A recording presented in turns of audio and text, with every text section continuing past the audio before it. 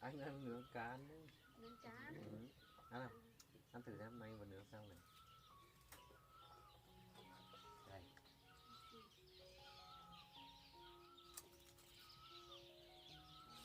Bỏ xương lên nào. Anh nướng cá gì mà ngon đấy. Anh đánh về là như vậy. Anh đi đặt lấy mấy cái giỏ đi đặt ở dưới khe suối ấy. Thế á? Đặt được một ít về xong anh bảo làm sấy khô để được ăn dần. Ngon quá anh ạ. Ăn đi.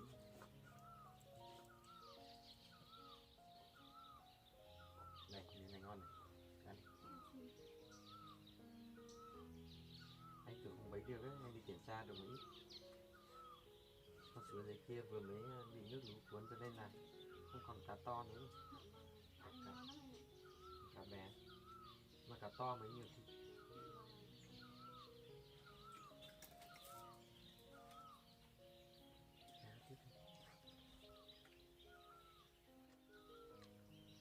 Anh có làm gì không? Cũng không làm gì đâu. Dạ. Ở nhà. Em tính là hôm nay lên chỗ anh đi uống nước. Vì lâu rồi em cũng không thấy anh ra ngoài nào ấy. Dạ không? Mà đi xa lắm á. Không sao anh. Được mà để lát nữa anh sẽ còn làm. Không báo mình đi thì mình về nhé. Nước cháo của anh ăn ngon thật đấy. Mình ăn hết bây giờ. Anh thấy không sao mà anh vẫn còn treo. Ở kia kìa. Nhiều mà ăn. Thích ăn thì anh lại cho mang về ăn.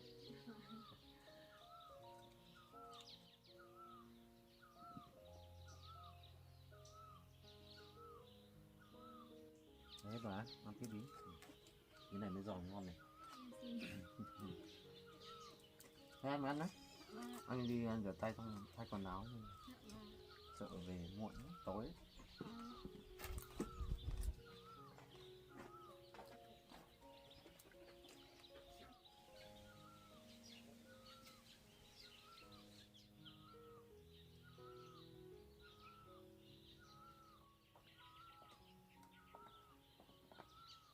Anh vào đây là kìa. Anh bảo con này hợp anh quá đấy. Dạ không? Không hợp em. Đẹp rồi anh ạ.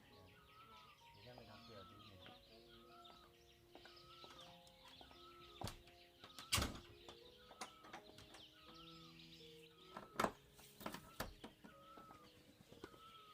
Đưa em ạ, đi đi.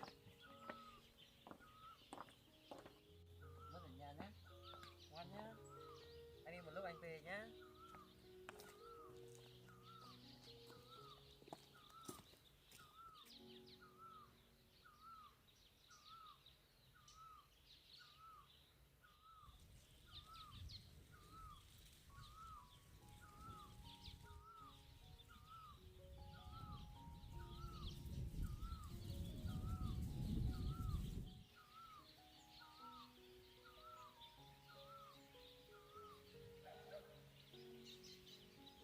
Sao có con cá cửa bên kia đấy nhỉ? Chắc là con chó của anh xong rồi đấy. May đó hôm nay trời nắng rồi, lại không thì lạnh lắm đấy nhỉ? Vâng.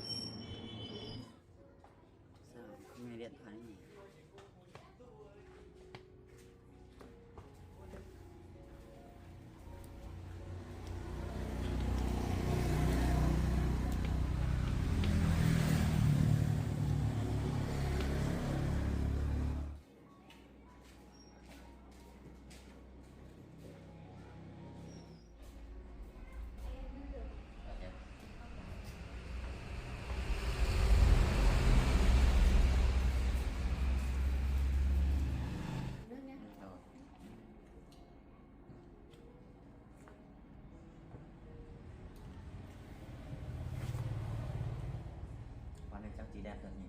Ừ. Em hay tăng món em. Em có anh.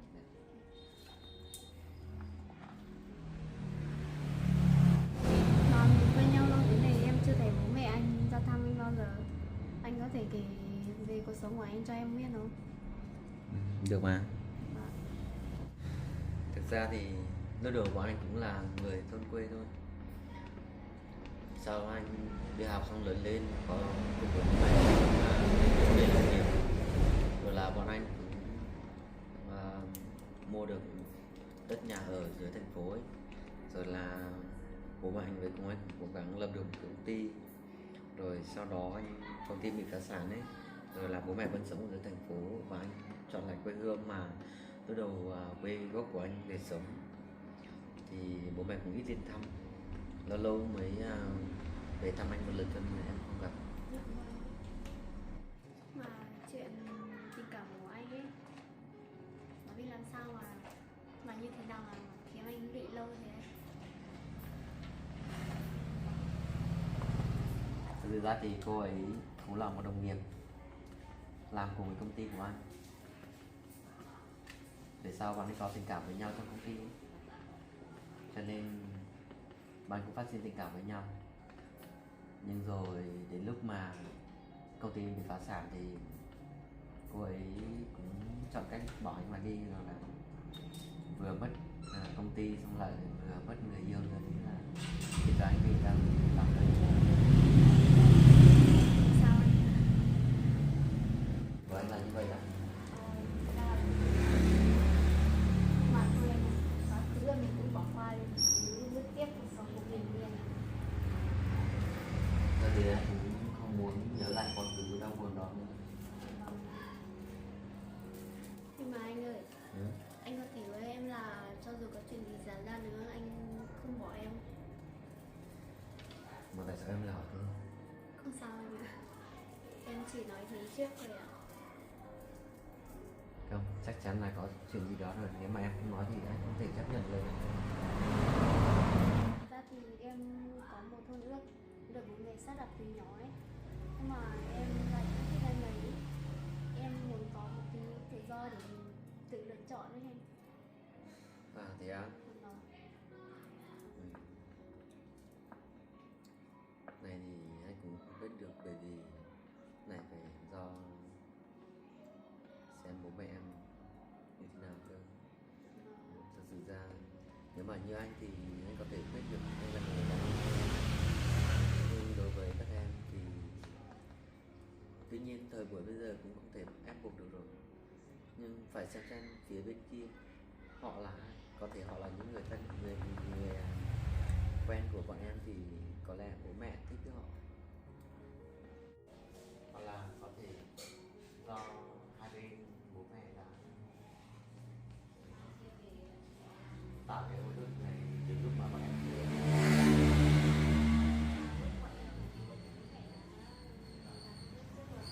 Nhưng mà bây giờ sao em bây giờ vẫn cảm thấy mà mình lấy ai thì lấy phải có tình yêu không thật thì mình mới được, không ép buộc được. Mình xét nếu mà để xem em có thắng nổi bố mẹ không. Biết đi.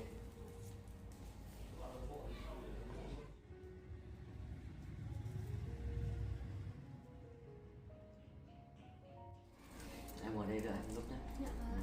Anh có việc.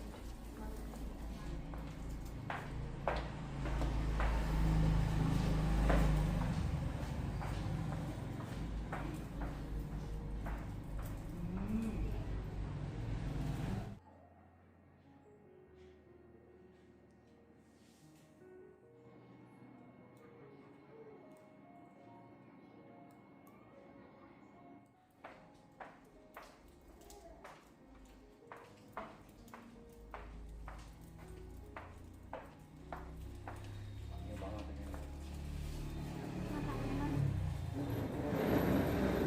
Anh sẽ có gì đâu.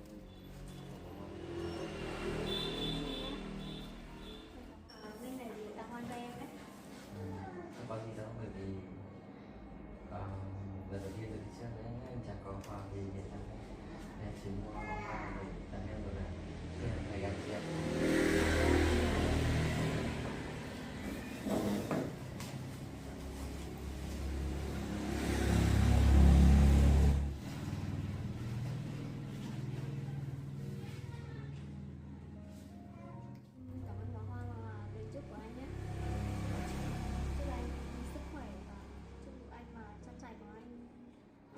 triển ạ. Dạ rồi, anh một cái rồi. Mà anh định về sống ở đây luôn hay là anh lại xuống thành phố? Có lẽ là anh sẽ sống ở đây, anh sẽ không qua lại thành phố nhiều. Anh sống ở đấy có dự định gì thêm? Có lẽ anh sẽ cố gắng phát triển trang trại của mình, tức là nhiều đàn vật nuôi, rồi sau đó thì để Chúa tính, anh cũng chưa biết trước. Mỗi lần em lên thăm anh thế này thì có được sự cho phép của bố mẹ hay là bố mẹ có biết không? Lần em lên thì có lần em bảo là đi chơi và em bảo là đi công việc, bố mẹ cũng không biết ạ. Dạ. Vâng. Sao nếu mà có như thế thì em hãy cho bố mẹ biết để bố mẹ yên tâm và đỡ phải có chuyện gì về sau này ấy. Dạ là vâng ạ. Mà em ơi cũng khá muộn rồi, chắc mình về nhỉ? Đi về á? Em thấy có một cái tổ ở kia nói cảnh đẹp lắm, hay là mình đi chơi một tí về nhé? Thế à, có sao? Không sao đâu anh ạ. Thế cũng được. Dạ vâng. Thế thì mình đi nhỉ? Dạ.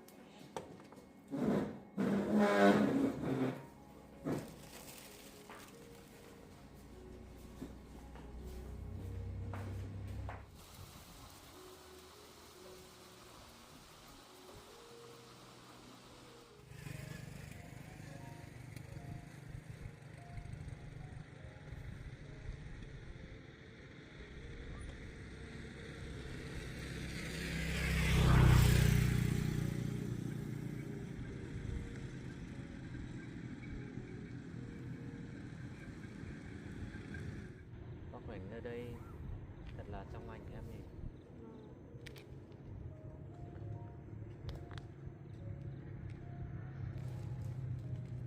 Mình ngồi đây tí anh nhỉ?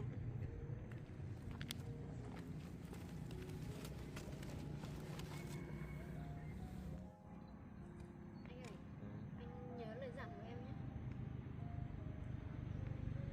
Chạy chứ. Bởi vì chuyện này để bắt em mà không sớm mà sớm mất chiều có thể làm.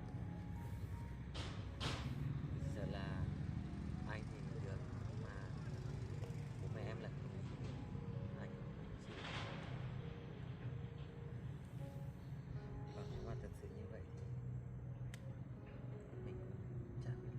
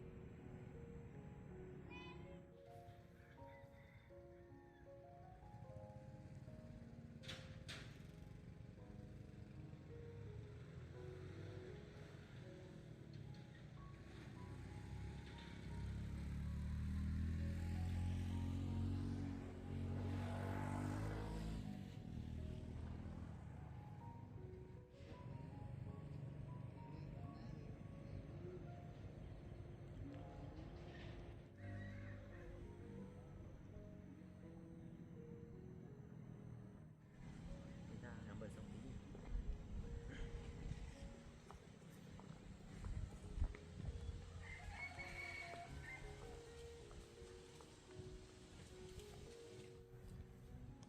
Thì anh sẽ là không có.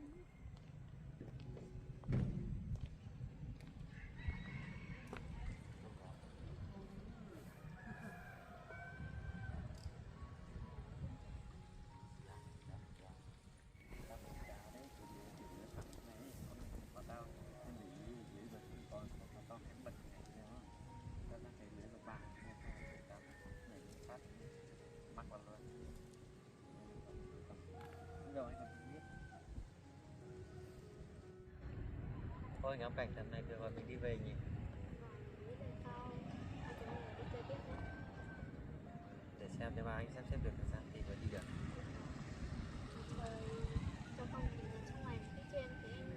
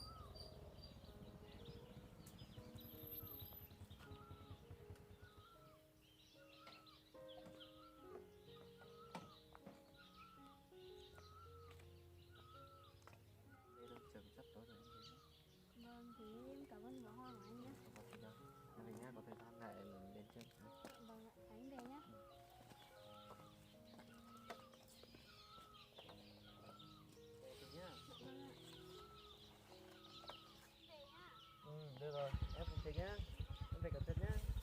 Nếu mà có thời gian là đến chơi nha anh.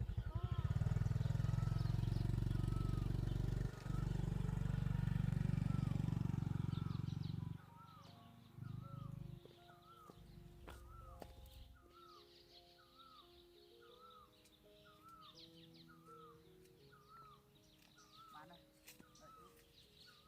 Muốn nói với bạn. Đưa mà. Có gì không bạn? Có phải cô Thu với bạn có tình cảm không? Đúng rồi. Sao bạn biết? Bởi vì tôi thấy hai bạn hay đi với nhau ấy. Tôi muốn nói cho bạn biết là cô ấy là thân nhân trong nhà của tôi, đã được bố mẹ xa từ lúc nhỏ. Tôi muốn bạn tránh xa cô ấy để sau này chúng ta để mất lòng nhau và đỡ có mâu thuẫn với nhau bạn nhé. Được rồi, tôi biết rồi.